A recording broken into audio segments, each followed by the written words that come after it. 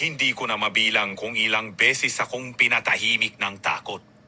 Sa bawat papel na dumadaan sa aking mesa, alam kong may dugo itong dala.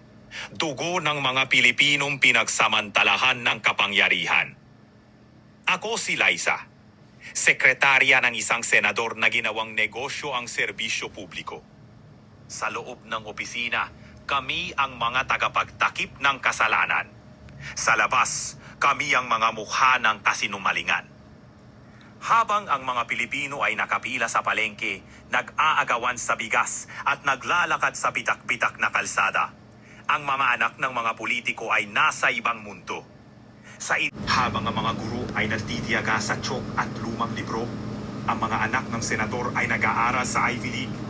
Habang ang mga nurse ay umaalis ng bansa para mabuhay, sila ay nagpapalipad ng private jet para sa birthday party.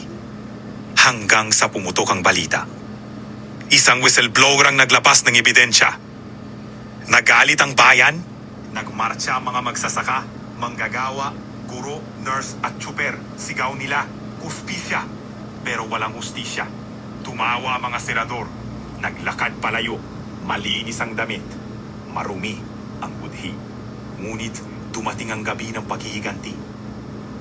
Isa-isa silang kinuha ng dilim. Sa bawat gabi, may sigaw. Sa bawat sigaw, may parusa. Si Senador Gregorio, natagpuang patay. Nakananga, parang sinahal na mga kamay ng mga batang hindi nakapag-aral. Si Senadora Vilma, nawala ng bait.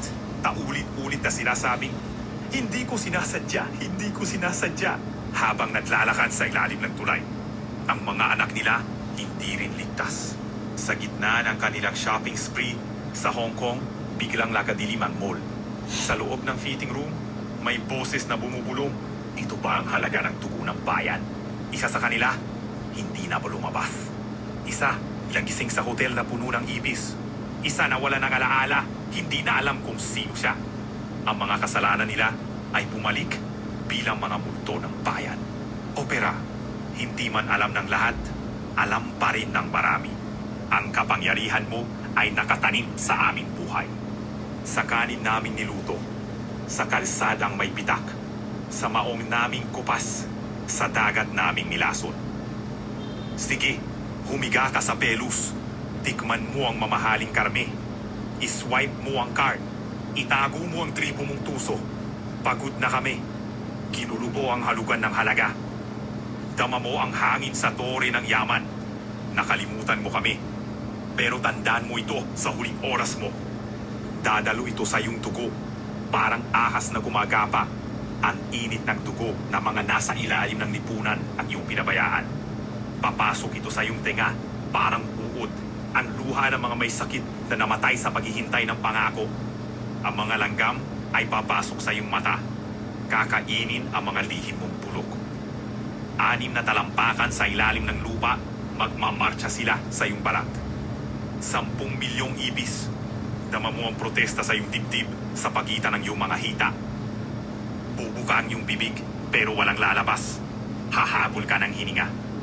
At sa ibabaw mo, matutuklasan ng iyong mga anak na nagsinungaling ka. Sa kanila, sa bayan, sa sarili mo. Nasa likod ng sungay at buntot. At sa oras na walang nakatingin, isa kang wala. Isa kang bulok.